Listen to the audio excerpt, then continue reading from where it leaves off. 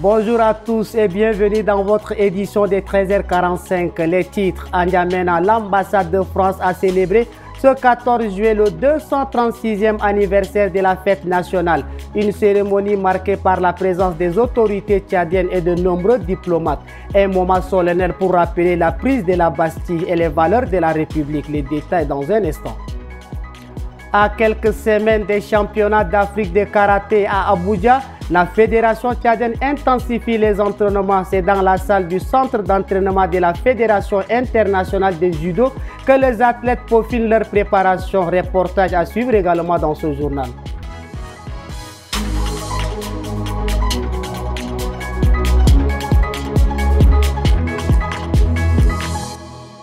À N'Djamena, l'ambassade de France a célébré ce 14 juillet le 236e anniversaire de la fête nationale française. Une cérémonie marquée par la présence d'autorités tchadiennes et de nombreux diplomates. L'événement qui commémore la prise de la Bastille a été l'occasion de rappeler les valeurs républicaines françaises, mais aussi d'évoquer les perspectives de coopération entre Paris et N'Djamena. Un reportage de Mbaye Lassem Emmanuel et Abakar Lambert.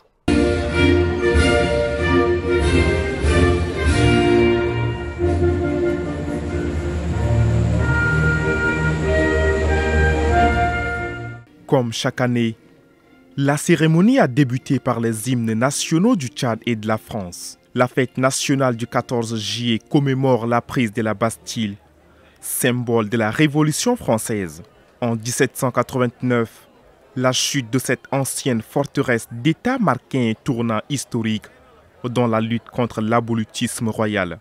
2 siècles plus tard, cette date reste un symbole fort de liberté, d'égalité et de fraternité. La France reste engagée en partenaire solidaire et attentif aux côtés du Tchad et des Tchadiens, sur le chemin de son évolution et sur la voie de la paix, du dialogue, de la stabilité et de la sécurité.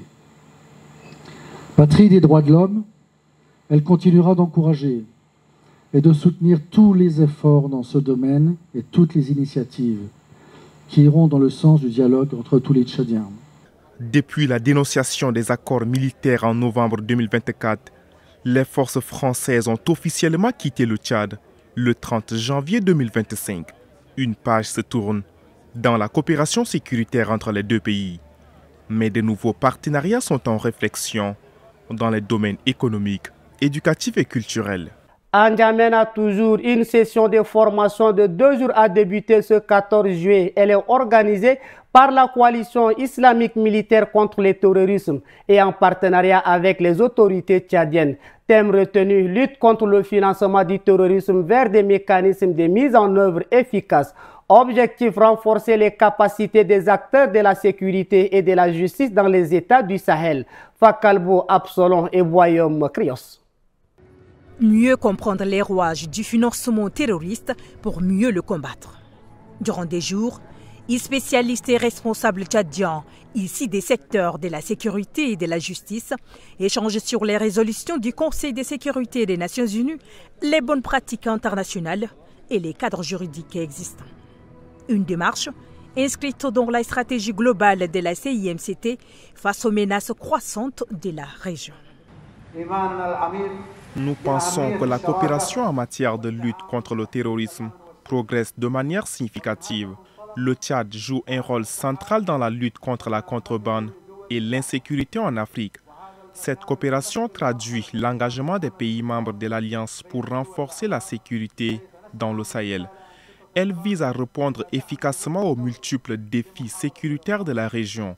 Nous poursuivons nos efforts avec détermination pour instaurer durablement la paix et la sécurité. Le ministre de la Sécurité publique a rappelé que le tarissement des financements constitue un maillon essentiel dans la lutte antiterroriste. Ce vaste programme cible prioritairement les enjeux sécuritaires et la lutte contre le terrorisme dans la zone sahélienne. C'est dans cette perspective que cette initiative a vu le jour afin de renforcer les capacités de nos forces de l'ordre et d'atteindre des objectifs communs. En réalité, le terrorisme est devenu un défi mondial, particulièrement en Afrique, et sa lutte exige une mobilisation sérieuse et coordonnée.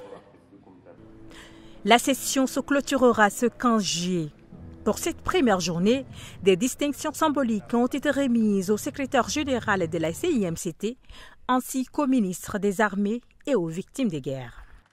Direction le 7e arrondissement de la capitale, le site de la future basilique octroyée il y a 13 ans à l'église catholique universelle est aujourd'hui transformé en carrière de sable, une activité qui, selon les responsables religieux, fragilise le terrain et expose les riverains à des risques d'inondation en raison de la proximité avec le Chari. Majitolum Israël, Maxime Solmengar et Atara Naïdongarti.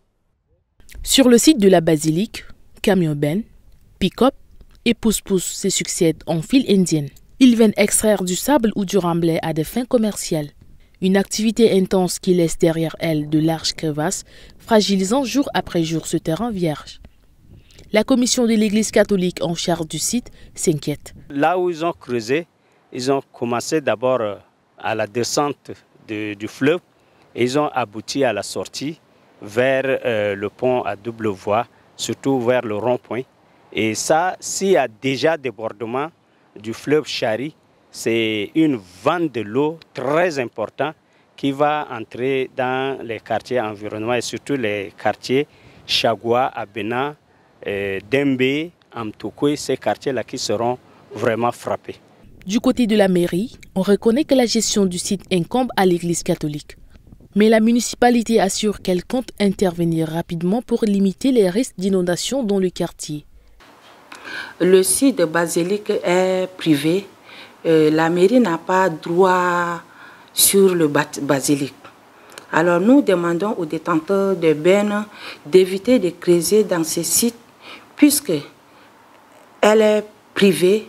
Le site devrait accueillir des projets d'envergure estimés à plus de 75 milliards de francs CFA. Édifices religieux, infrastructures communautaires. En attendant, il continue d'abriter sinistrés, foires et diverses activités. À quelques semaines des championnats d'Afrique de karaté à Abuja au Nigeria, la Fédération tchadienne de karaté et des disciplines assimilées multiplie des séances d'entraînement. C'est dans la salle de la Fédération internationale de judo que les athlètes peaufinent leur préparation. Reportage Majitolum Israël et Maxime Solmengar. Sous la houlette de leur encadreur, les karatékas tchadiens enchaînent les exercices avec rigueur et détermination. Objectif: renforcer le physique, la technique, mais aussi le mental, avant d'affronter les meilleures nations africaines à Abuja.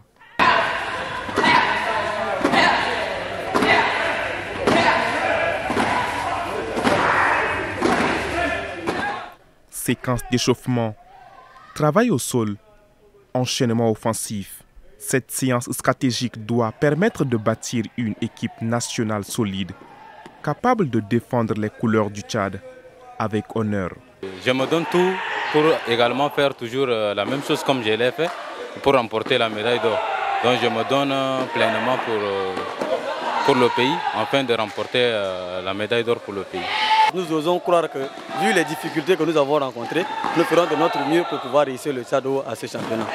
Face aux défis logistiques et financiers, la fédération en appelle au soutien des autorités et des mécènes pour accompagner cette aventure sportive.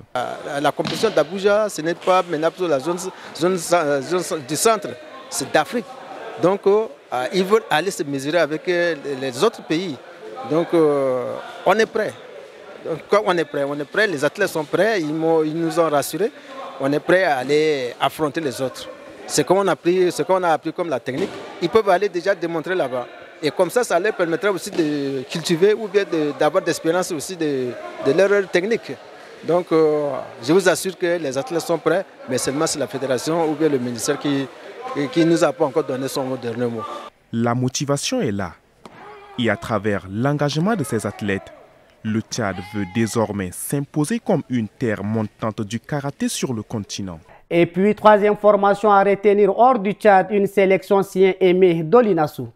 En RDC, C'est l'un des chantiers les plus attendus dans la réforme de l'État. Le gouvernement congolais relance enfin la mise à la retraite des agents publics. Le processus est bloqué depuis 2023 et concerne aujourd'hui plus de 300 000 fonctionnaires à travers le pays. L'objectif est de rajeunir une administration surchargée, de mieux gérer les effectifs et d'honorer les engagements avec le FMI. Pour y arriver, l'exécutif mise sur un plan décennal qui s'étendra de 2025 à 2035. Pendant des années, la RDC a pris la fâcheuse habitude de recruter sans aucune provision budgétaire.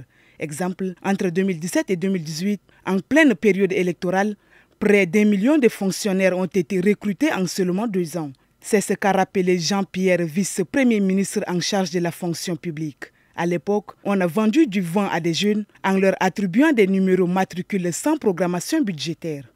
Au Soudan, la ville d'El Fazer, capitale de la province du Darfour du Nord, est assiégée depuis maintenant 15 mois par les forces paramilitaires du général Emedi. Ce week-end, l'armée soudanaise a repoussé une nouvelle offensive des forces de soutien rapide, la 220e offensive selon l'armée régulière. L'armée et les paramilitaires mènent des combats acharnés pour le contrôle de cette dernière grande ville du Darfour qui est encore sous le contrôle de l'armée soudanaise.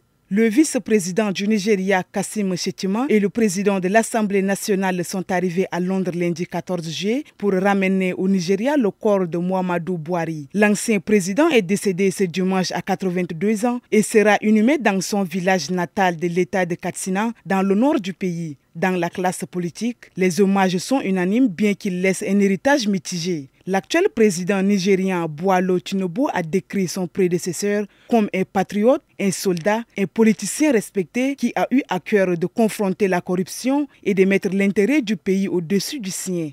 C'est la fin de ce journal. Merci de votre fidélité et très bonne suite de programmes sur notre antenne.